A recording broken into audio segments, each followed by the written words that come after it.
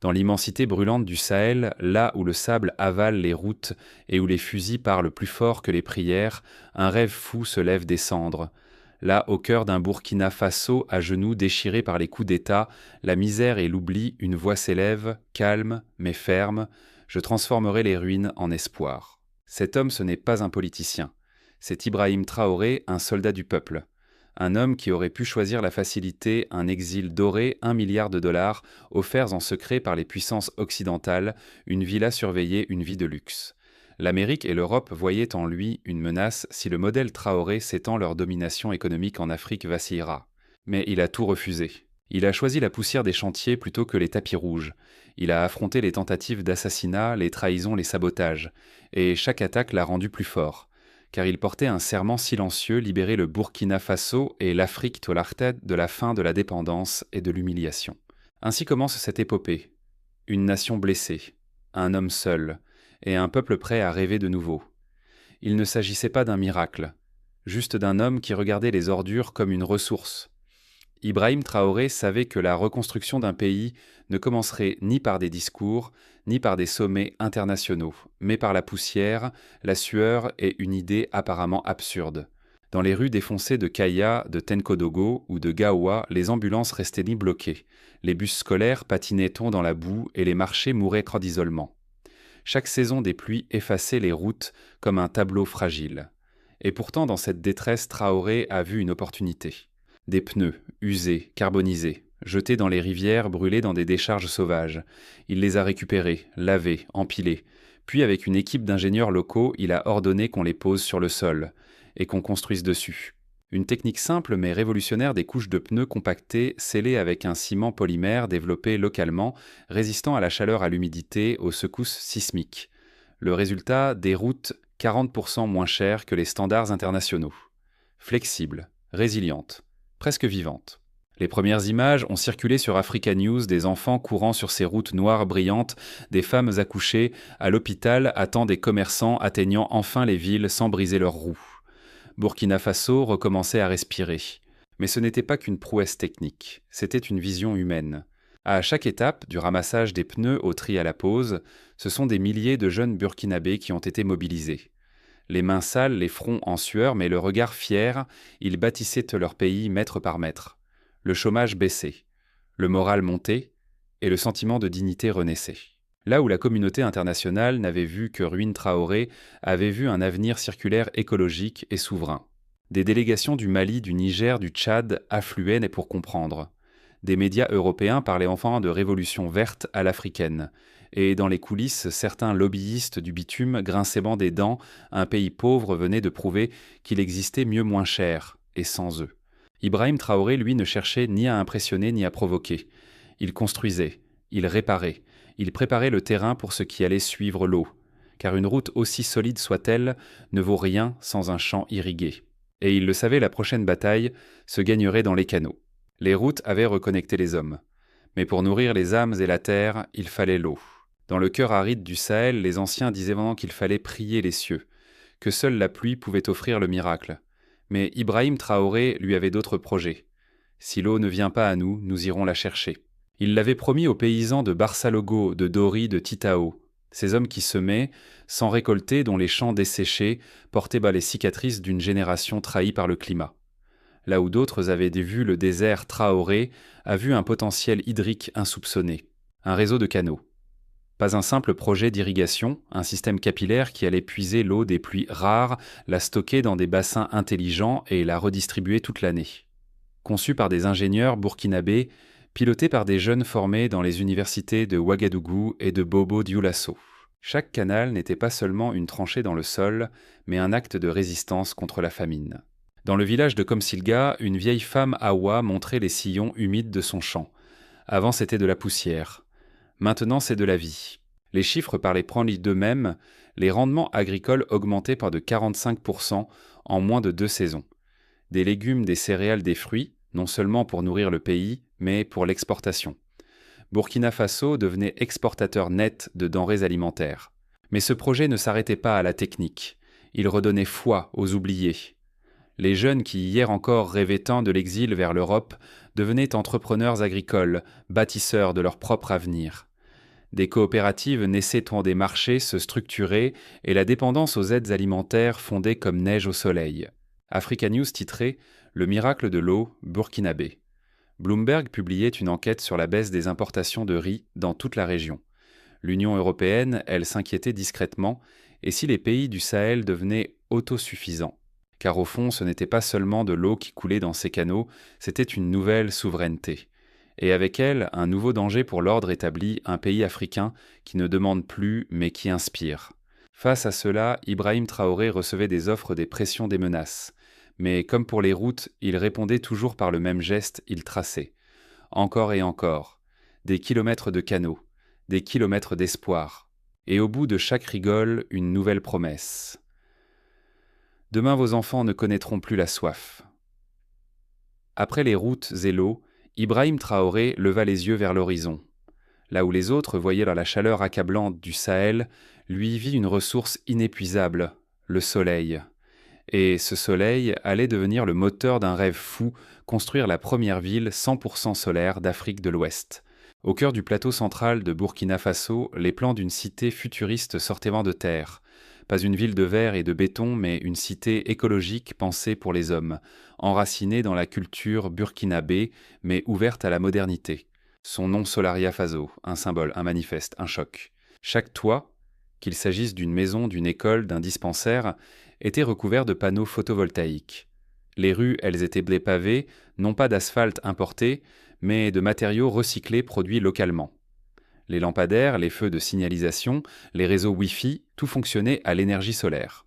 À l'entrée de la ville, une inscription gravée dans la pierre « La lumière nous appartient ». Mais ce projet, comme toujours avec Ibrahim Traoré, allait bien au-delà de la technologie.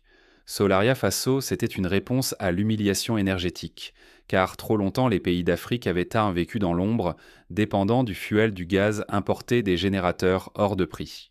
Désormais, Burkina Faso produisait sa propre électricité pour ses propres citoyens. Et plus encore, il formait une génération entière de techniciens solaires, d'ingénieurs en efficacité énergétique, de jeunes artisans capables d'installer, réparer, inventer. À l'université Joseph Kizerbo, les étudiants en sciences applaudissaient leur président. Il nous donne non seulement la lumière, mais la possibilité de la contrôler. L'effet fut immédiat. Dans les régions rurales alentour, les foyers s'équipèrent de kits solaires simples distribués par les entreprises locales nées du projet. La nuit, les enfants pouvaient enfin étudier. Les femmes cuisinaient sans fumée. Les hôpitaux fonctionnaient sans coupure de courant. Une révolution douce, silencieuse, mais irrésistible. Africa News parlait de renaissance solaire. France 24 évoquait une utopie énergétique devenue réalité. Pendant ce temps, les grandes entreprises européennes de l'énergie tentèrent de freiner les partenariats technologiques avec les fournisseurs chinois et iraniens de Traoré. Trop tard. Burkina Faso venait de briser un autre joug, la dépendance énergétique. Et à travers la poussière rouge, un rêve se matérialisait, en pleine lumière, celui d'un avenir construit par les Africains pour les Africains. Après les routes de pneus et les canaux de vie, le rêve s'est monté encore plus haut, touchant les cieux. Lumière, énergie future. Dans une région où même en plein jour les foyers restaient dans l'obscurité, une ville est née non pas du béton importé ou des capitaux occidentaux, mais du soleil et de la volonté d'un peuple. Au cœur du Burkina Faso, le président Ibrahim Traoré lança un projet que l'on qualifia d'abord d'utopique, construire une ville entière fonctionnant uniquement à l'énergie solaire.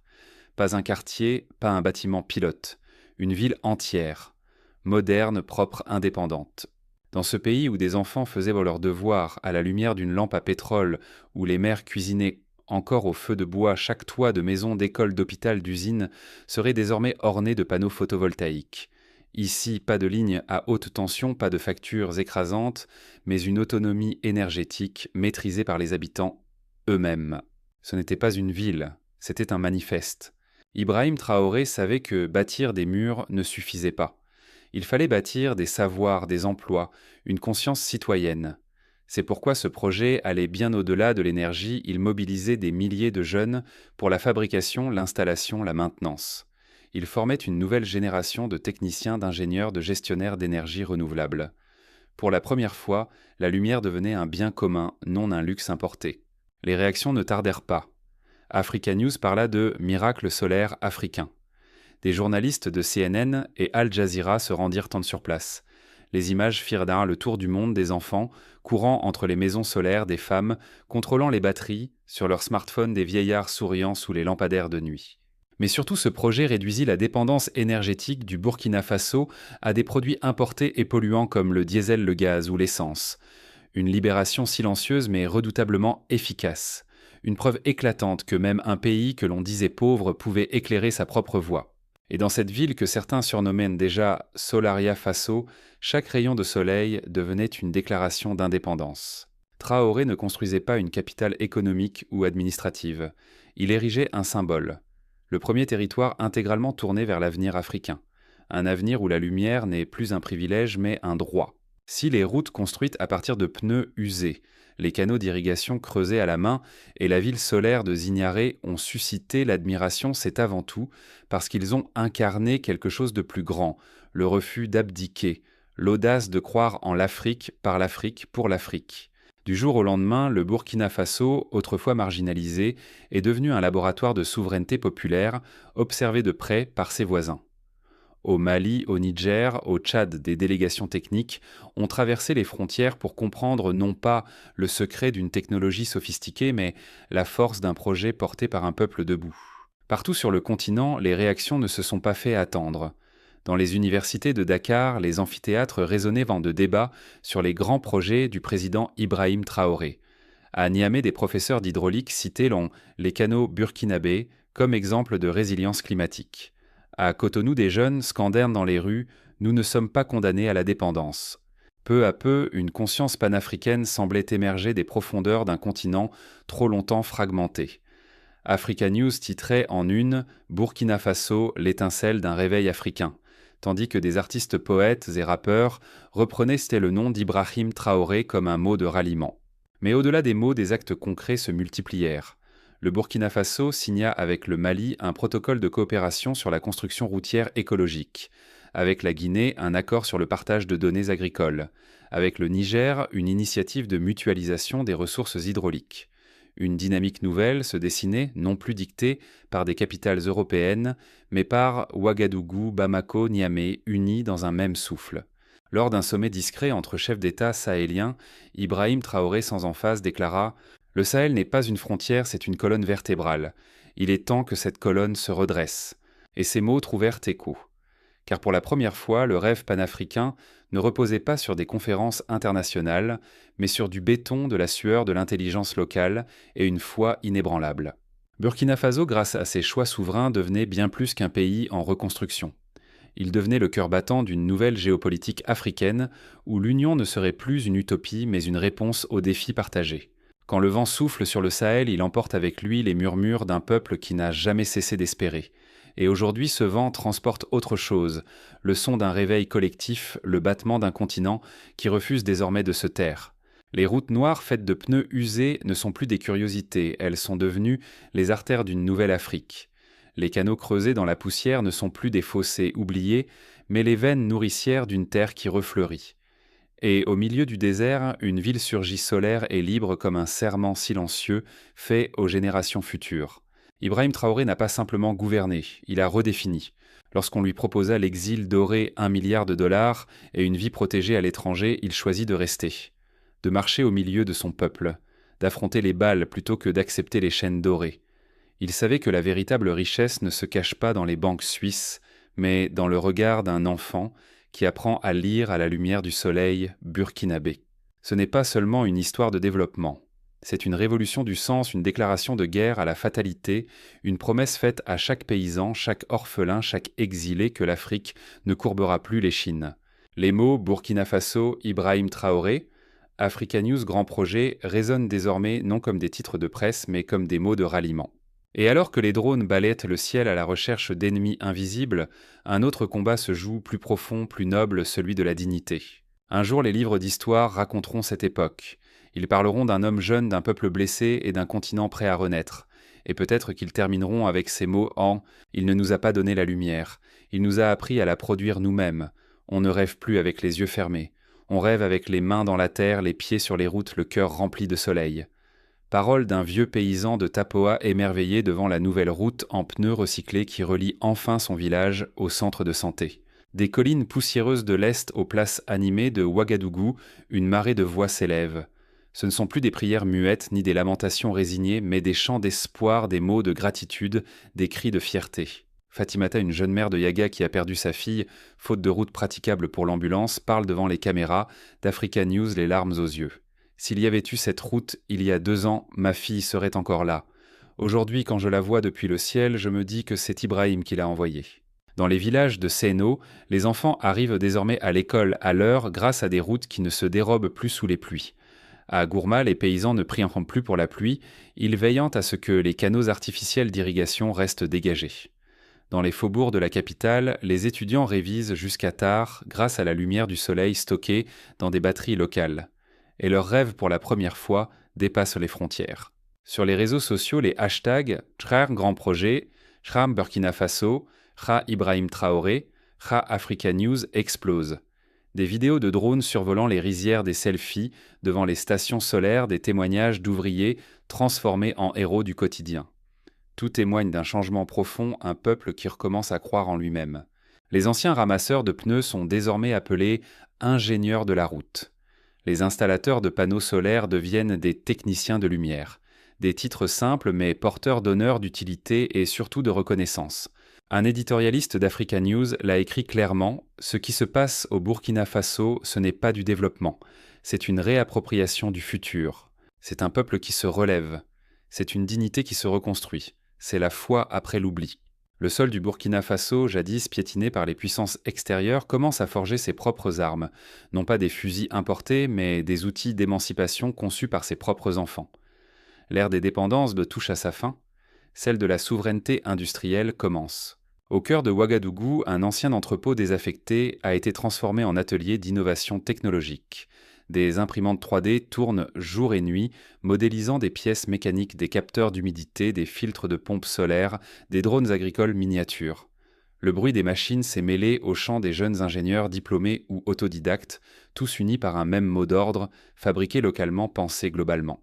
Ce mouvement ne naît pas du hasard.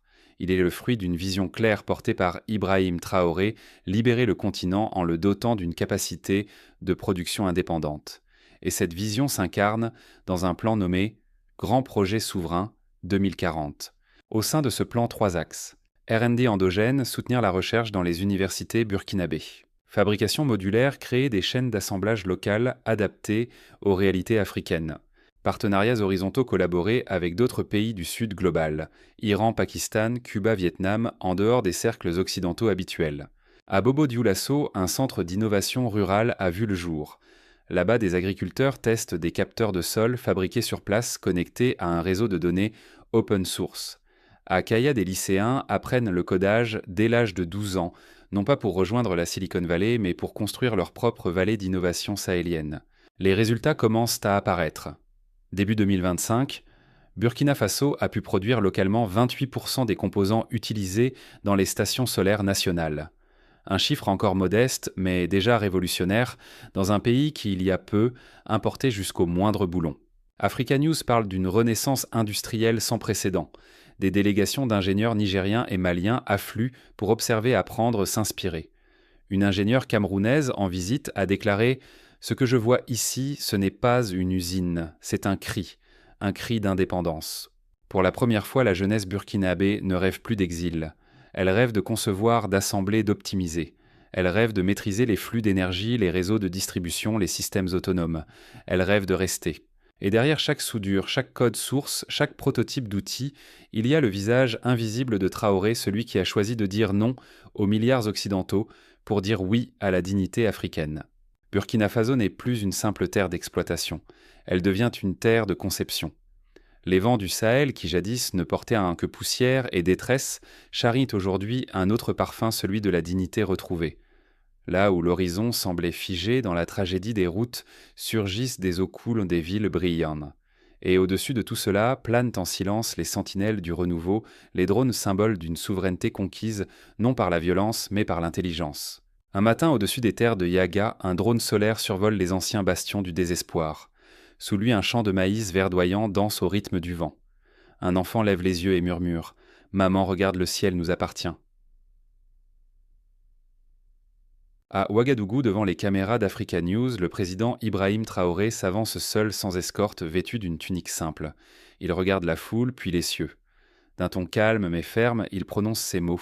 Ce que vous voyez là-haut ne vient pas d'un empire. Il vient de vous. Ces routes, ces canaux, cette lumière, ce sont vos mains, vos idées, votre courage. Le Burkina Faso n'est plus une question. C'est une réponse. Une réponse pour l'Afrique. Une réponse pour l'histoire. Des acclamations éclatent. Mais au-delà des cris, une vibration plus profonde se propage. Un éveil. Car ce récit n'est pas terminé. Il ne l'est jamais. Le combat pour l'émancipation ne connaît ni trêve ni repos. Mais aujourd'hui, grâce à un homme qui a dit non aux milliards faciles, non à l'exil doré, non aux chaînes invisibles, un continent commence à rêver à voix haute. Burkina Faso n'est plus seul. Mali écoute. Niger observe. Guinée prépare. Et plus loin encore, les sans-voix se reconnaissent dans cette voix venue du désert. Le ciel appartient à ceux qui l'osent. Ibrahim Traoré l'a osé. Et dans le sable brûlant du Sahel, l'Afrique grave aujourd'hui une vérité nouvelle. Nous ne sommes pas les héritiers d'un passé colonial. Nous sommes les fondateurs d'un avenir souverain.